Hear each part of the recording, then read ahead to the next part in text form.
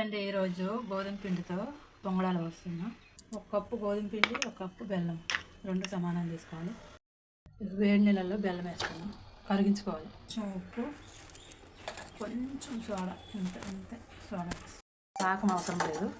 ఈ నీళ్ళతో కలుపుకోండి. కొంచెం కొంచెం బెల్లం నీళ్ళు వేసుకొని కలుపుకోవాలి. మళ్ళీ పలచగా అయిపోద్ది. ఎక్కువ నీళ్ళు వేస్తే పలచగా అయిపోద్ది. కలుపుకొని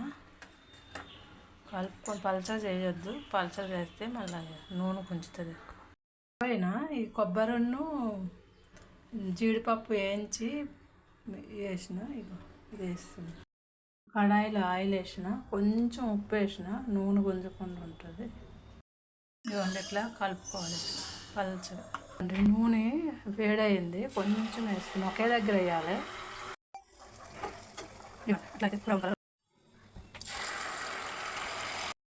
ఆయిల్ ఎక్కువ ఉంటుంది కాబట్టి ఇట్లా తిరగేసి వత్తాలి. వస్తే నూనె అంతా కారుతుంది.